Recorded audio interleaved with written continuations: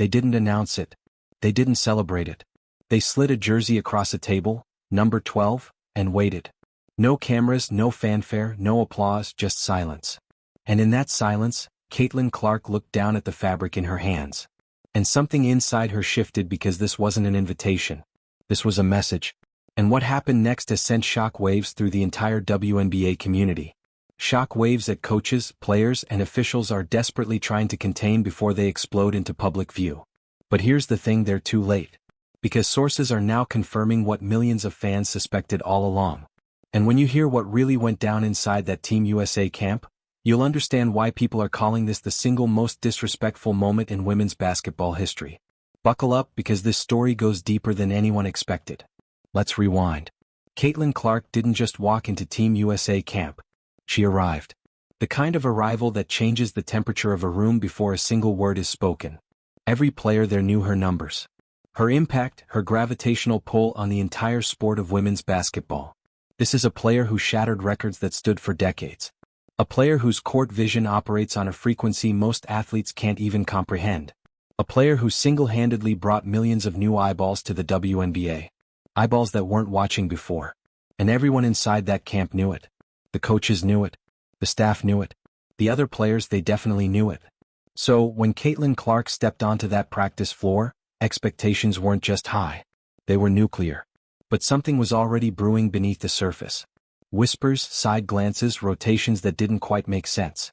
See, in elite basketball camps like this, nothing happens by accident. Every drill is calculated. Every minute is measured. Every decision sends a signal about where you stand in the hierarchy. And the signals Caitlin was receiving, they weren't matching her performance. Not even close. She was lighting it up in practice, spacing the floor, making reads that left defenders frozen, delivering the kind of offensive production that makes Team USA a legitimate gold medal threat. But here's where it gets strange. Despite all of that, despite the buckets, the assists, the undeniable dominance, the adjustments being made weren't favoring production. They were favoring something else entirely. Comfort, familiarity, the old guard. And Caitlin Clark, she noticed. Of course, she noticed, because when you're operating at her level, you don't miss signals. You read them like a playbook. And the playbook she was reading, it didn't have her name on the starting page. But the real bombshell, the moment that changed everything, hadn't happened yet. That came when someone handed her that jersey. Number 12. And what she did next made coaches panic behind closed doors. Number 12. Let that sink in for a second. In the world of Team USA basketball, jersey numbers aren't random. They're not pulled out of a hat. They carry weight. They carry meaning. They carry history. And number 12, it's not a starting number. It's not a feature number. It's the kind of number you give to someone you expect to sit to watch, to fill minutes when the stars need rest. It's a role player's number, and they handed it to Caitlin Clark, the most electrifying player in women's basketball. Like it was nothing, like she was nothing. Sources inside the camp described the moment as suffocating. No announcement, no explanation, just a quiet exchange in a room where everyone could feel the tension pressing against the walls. Caitlin held the jersey, looked at it, then looked up, and according to multiple people present, she didn't smile. She didn't thank anyone. She simply set it down and walked away. Now here's where the story takes a turn that nobody, not the coaches, not the administrators, not the other players, saw coming. Because within hours of that jersey exchange, word started circulating through camp. Caitlin Clark was considering something unthinkable, something that would send shock waves not just through Team USA, but through the entire foundation of women's basketball. She was considering refusing to play. Let me say that again so it lands properly. The biggest name in the WNBA, the player who has done more for women's basketball visibility than any marketing campaign in history. The generational talent that fans around the world tune in and specifically to watch, was thinking about walking away from Team USA. Not because she couldn't compete, not because she wasn't good enough, but because she refused to be disrespected. And honestly, can you blame her? Think about what Caitlin Clark has accomplished. Think about the records she's obliterated. Think about the arenas she's filled with fans who had never watched a WNBA game in their lives. This is a player who turned women's basketball into appointment television. A player whose jersey sales dwarf everyone else's combined. A player whose social media clips generate more engagement than entire teams. And they gave her number 12, a bench number, a know-your-place number. Sources say the decision was made by a small group of senior officials who felt that giving Caitlin a prominent number too soon would upset the established veterans on the roster. Read that again. They were more concerned about protecting egos than putting the best product on the floor. They prioritized politics over performance. And Caitlin Clark, who has never been about politics, who has always let her game speak for itself, found herself caught in a power play she never asked to be part of. But here's what those officials didn't anticipate. They didn't anticipate Caitlin's response. And they definitely didn't anticipate what happened when word leaked outside the camp. Because once fans found out, the internet caught fire, and what they were saying made Team USA officials scramble for damage control. Within hours, it was everywhere. Twitter, Instagram, TikTok, YouTube, Facebook groups, Reddit threads, every corner of the internet was ablaze with one singular question. Did Team USA really just disrespect Caitlin Clark like that? And the answer fans were arriving at collectively, furiously, undeniably was yes. Hashtag started trending within minutes. Hashtag justice for Caitlin, hashtag teamist disgrace, hashtag boycott team. Fan accounts that normally posted highlight reels and game recaps suddenly transformed into war rooms. Screenshots were analyzed. Timelines were dissected. Every piece of available information was examined under a microscope. And what fans discovered only added fuel to an already raging inferno. See, the jersey situation wasn't an isolated incident. It was a pattern. Fans started pulling practice footage, the limited clips that had been officially released. They began counting minutes, tracking rotations, documenting every single time Caitlin Clark was on the floor versus when she was pulled. And the numbers didn't lie. Despite outperforming multiple players in scrimmages, Caitlin's minutes were inconsistent at best, suspicious at worst. There were stretches where she'd dominate, hitting threes from ridiculous range, threading passes that made defenders look foolish, controlling the tempo like a maestro conducting a symphony. And then inexplicably she'd be pulled. Replaced by players who weren't producing at the same level, replaced by veterans whose best years were arguably behind them. Replaced by names that carried political weight inside the Team USA ecosystem, but couldn't match Caitlin's on-court impact. Fans noticed all of it and they weren't staying quiet. Comment sections turned into battlegrounds. This is exactly why people don't respect women's sports leadership. They're sabotaging their own success because of jealousy. Caitlin brings more viewers than the rest of the team combined. And this is how they treat her. If she refuses to play, I'm refusing to watch. That last sentiment started spreading like wildfire. Fans weren't just upset. They were making promises, threats, even vowing to boycott Team USA entirely if Caitlin Clark wasn't treated with the respect she deserved. And this wasn't a small fringe group. This was mainstream. Sports commentators started picking up the story. Podcasts dedicated entire episodes to breaking down the controversy. Former players, some of whom had represented Team USA themselves, started weighing in publicly. The consensus: something was very, very wrong inside that camp. But here's where things get even more intense. Because while the public firestorm was raging, something else was happening behind closed doors. Team USA officials were in crisis mode. Emergency meetings were called. Conversations that were never supposed to happen started taking place. And at the center of all of it was one terrifying realization. Caitlin Clark wasn't bluffing. She was genuinely considering walking away. Sources close to situations say that when officials first heard the rumors, they dismissed them. She'd never do that. They reportedly said, "She needs us more than we need her." But they were wrong. Dead wrong. Because Caitlin Clark doesn't need Team USA to validate her legacy. She's already building one on her own terms. And when officials finally realized the gravity of the situation, when they understood that their golden goose might actually fly away, panic set in. The question wasn't whether they had made a mistake. The question was whether they could fix it before it was too late. And the answer to that question was about to become painfully clear. The first call came at 11 p.m. An official, someone high up in the Team USA hierarchy, personally reached out to Caitlin's camp. The message was simple. Let's talk. We can work this out. But here's the thing about damage control. It only works if you act before the damage is done.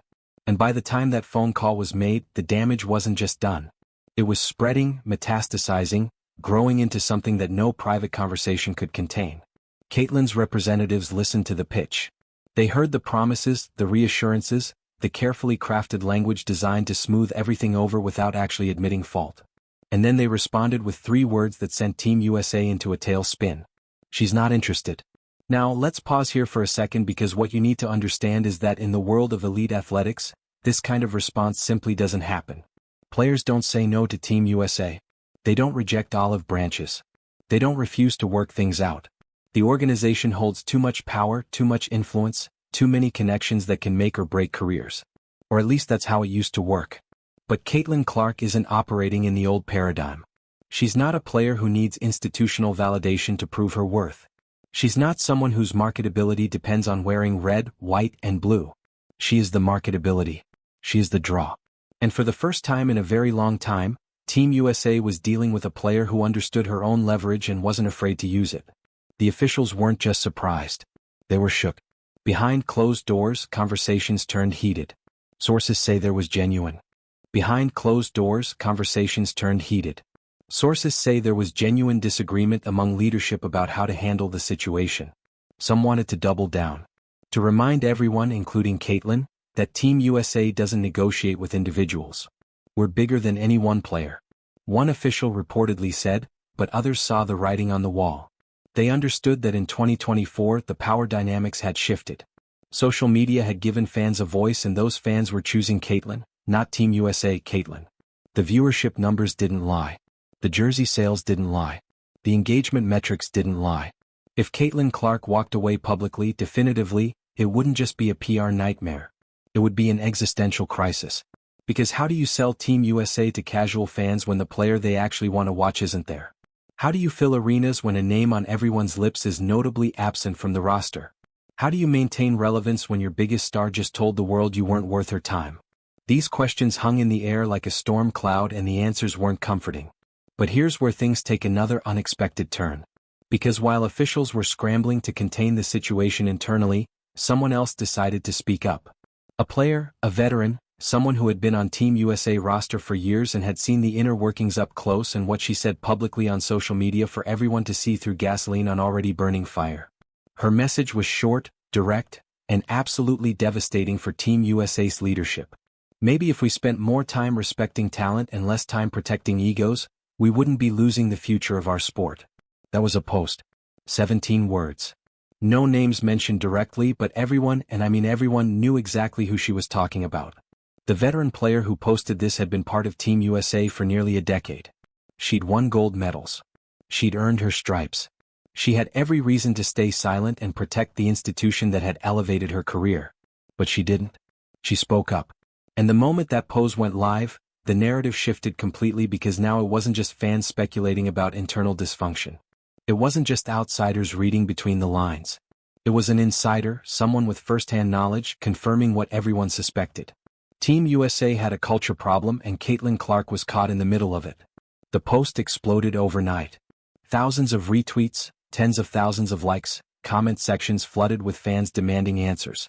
Finally, someone on the inside is telling the truth. This is bigger than basketball. This is about respect. If even the veterans see it, why can't leadership sports networks pick up the story immediately? Analysts who had previously stayed neutral suddenly had opinions. Hot takes flew from every direction. But the most significant reaction, it came from inside the camp itself. Sources say that when leadership saw the post, there was an immediate scramble to identify who wrote it. Meetings were called, players were questioned. The atmosphere inside camp went from tense to downright toxic. And here's the darkest part. Instead of addressing the actual issue, instead of acknowledging that maybe, just maybe, the criticism had merit, officials focused entirely on damage control, on finding the leak, on punishing dissent, on making sure no one else spoke out. One source described the environment as suffocating. It stopped being about basketball. They said it became about control, about making sure the story didn't get any bigger. But stories like this don't shrink, they grow. Especially when the people at the center refuse to address the root cause. Meanwhile, Caitlin Clark remained silent. No posts, no interviews, no public statements, just silence. And that silence was deafening. Because in the age of social media, when athletes comment on everything, when every moment becomes content, choosing to say nothing is its own kind of statement. It's a refusal to engage on their terms. It's a power move, and fans interpreted it exactly that way. She's letting her absence speak for itself. Caitlin doesn't need to defend herself. Her game already did. Silence is the loudest response she could give. The pressure on Team USA mounted by the hour. Every passing day without resolution made the optics worse. Every moment Caitlin stayed quiet amplified the narrative that she had been wronged. And then, just when it seemed like things couldn't escalate further, a new bombshell dropped. A report emerged that officials were considering a drastic move, something unprecedented, something that would either fix everything or destroy any remaining trust Caitlyn had in the organization. And when fans found out what it was, the reaction was explosive. The report came from a source deep inside Team USA operations. Someone who had access to private conversations, someone who knew exactly what leadership was planning behind closed doors. And what they revealed, it shook the entire basketball world. Team USA officials were considering pulling Caitlin Clark's jersey off her entirely, not reassigning her number, not giving her a better spot, removing her from consideration altogether. Let that land for a moment. The most remarkable player in women's basketball. The generational talent who had brought unprecedented attention to the sport. The player whose name alone sold more tickets than entire franchises. And they were thinking about cutting her loose. Not because she wasn't good enough, not because she couldn't compete, but because she refused to be disrespected, because she wouldn't play their game, because she dared to have a backbone. The source described the internal logic like this. Some officials felt that keeping Caitlyn on the roster after everything that happened would set a dangerous precedent. They worried that other players would see her stand up for herself and think they could do the same. Read that again. They weren't worried about winning. They weren't focused on putting the best team on the floor. They were worried about control, about maintaining a hierarchy where players stay quiet, accept whatever they're given, and never question authority. And Caitlin Clark, simply by being herself, threatened that entire structure. She didn't throw tantrums. She didn't trash-talk leadership publicly. She didn't create drama. She simply refused to accept disrespect. And that was enough to make her a target. When word of this potential decision leaked, the response was immediate and brutal. Fans have been angry before, were now absolutely furious. If they cut Caitlyn, I'm done with Team USA forever. This isn't about basketball anymore. This is about punishing excellence. They're really going to sabotage their own team because one player won't bow down. The hashtag #BoycotTeamUSA, which had been trending on and off for days, suddenly shot to the top of Twitter's trending list, and it stayed there for hours. Major sports accounts started running polls. Should Team USA remove Caitlin Clark? The results were overwhelming. 90% plus said no. Some polls hit 95%. The public verdict was clear. But would Team USA listen? Behind closed doors, leadership was fracturing. Sources say there were now two distinct camps within the organization. One group wanted to stand firm to make an example of Caitlyn, to show that no player, no matter how popular, was bigger than the team. The other group saw a disaster approaching. They understood that cutting Caitlyn wouldn't just be a PR nightmare. It would be organizational suicide. Sponsors were already asking questions. Networks that had committed to broadcasting Team USA games were expressing concern. Corporate partners who had signed deals specifically because of Caitlyn's expected presence were suddenly demanding meetings. The money people were getting nervous. And when the money people get nervous, everything changes. But here's the twist nobody saw coming. While officials debated her fate, while fans raged and sponsors panicked, Caitlin Clark was making moves of her own. Quiet moves, strategic moves, moves that would completely flip the script on everyone who thought they had power over her. And when those moves became public knowledge, Team USA officials realized something terrifying. They had underestimated her badly. While Team USA officials were busy debating her future in closed-door meetings, Caitlin Clark was building her own quietly, strategically, brilliantly. See, what most people don't realize about Caitlin is that she's not just an elite athlete. She's an elite mind. She understands the game, not just the one played on hardwood, but the one played in boardrooms and media cycles, and she had been paying attention. She saw how the WNBA's visibility exploded when she entered the league. She watched her jersey sales eclipse everyone else's combined. She noticed how ratings spiked whenever she stepped on the court. She understood her value. More importantly, she understood that her value existed independent of Team USA. So, while officials were treating her like a replaceable piece on their chessboard, Caitlin was building an empire outside their control. The first move was subtle. Her team began quietly reaching out to major brands that had previously only associated with NBA players, sneaker companies, sports drink conglomerates, tech giants looking for authentic athlete partnerships. The conversations weren't hypothetical. They were concrete. Contracts were being drafted, numbers were being discussed, terms were being negotiated, and the figures being thrown around, they dwarfed anything Team USA could offer in terms of exposure or prestige. One source close to the negotiations put it bluntly. Caitlin doesn't need the Olympic stage to become a global icon. She's already there. The brands see it. The numbers prove it. Team USA's jersey was never going to make or break her legacy. But that wasn't the only move Caitlin was making. Around the same time, her social media presence started shifting. Nothing dramatic, nothing that would make headlines on its own. But if you were paying attention, really paying attention, you'd notice the pattern. She started engaging more with international basketball content. Liking posts from European leagues, commenting on highlights from players overseas. Fans initially dismissed it as random, but it wasn't random. It was calculated because Caitlin Clark was sending a message, not to fans but to Team USA officials. I have options. I don't need you. And if you keep playing games, I'll take my talent somewhere that appreciates them. The international basketball community took notice immediately. Suddenly, European leagues that had never seriously considered pursuing WNBA stars started making inquiries. What would it take to bring Caitlin overseas for a season? What kind of package would catch her attention? The answers they received made headlines across the sports world. Team USA officials, meanwhile, were still stuck in their bubble. They were so focused on internal politics, on protecting egos, maintaining hierarchies, controlling narratives that they completely missed what was happening externally. They thought they held all the cards. They thought Caitlin needed them. They thought wrong. And by the time they realized the ground had shifted beneath their feet, it was almost too late. Almost. Because there was still one card left to play. One final move that could either save the situation or destroy any remaining chance of reconciliation. And the person who made that move, it wasn't official. It wasn't sponsor. It wasn't even Caitlin herself. It was someone nobody expected to get involved. Someone whose voice carried more weight than almost anyone in women's basketball history. And when she spoke, everything changed. The call came at 7 a.m. Caitlin's phone buzzed with an unknown number. Normally she'd ignore it, let it go to voicemail, deal with it later, but something told her to answer. And when she heard the voice on the other end, her heart stopped. Caitlin, this is Diana. We need to talk. Diana Taurasi, the GOAT, the player who had dominated women's basketball for 2 decades, the fierce competitor who had won multiple Olympic gold medals, the legend whose name was synonymous with excellence, grit, and uncompromising standards. She was calling Caitlin Clark directly, and what she said over the next 45 minutes would reshape the entire trajectory of this story. Now, here's what you need to understand about Diana Taurasi. She's not known for being warm and fuzzy. She's known for being brutally honest, intensely competitive, the kind of player who would rather lose her voice than lose a game. When Diana speaks, people listen not because she's polite but because she's earned every syllable through decades of dominance.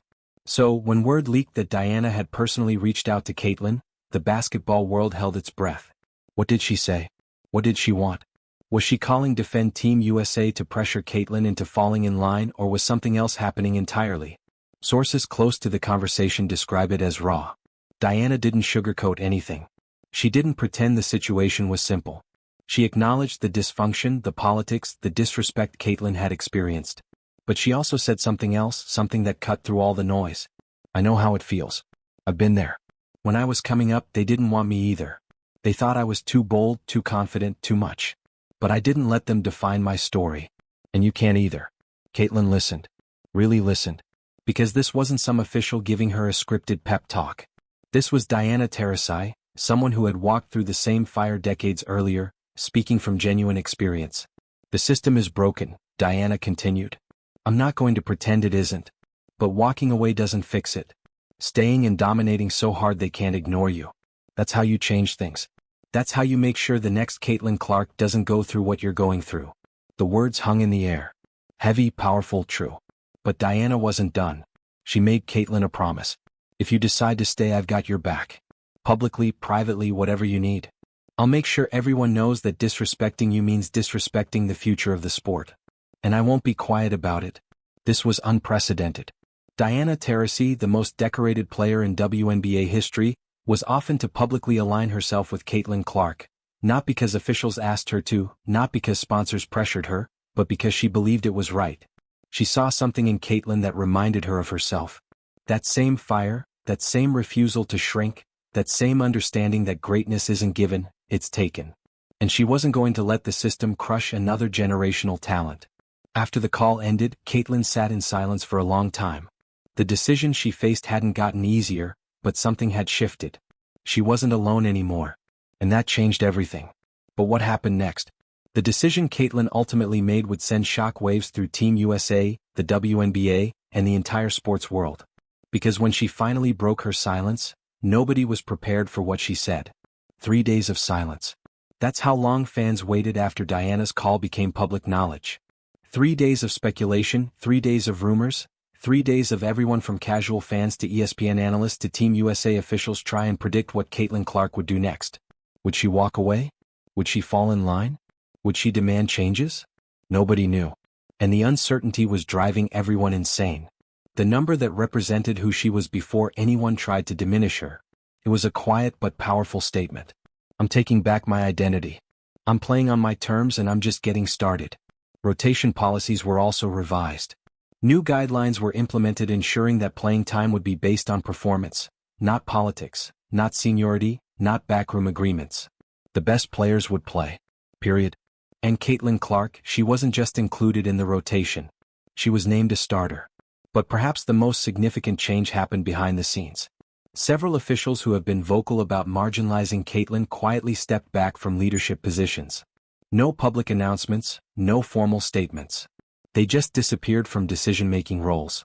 And in their place new voices emerged. Voices that understood the modern landscape of women's sports.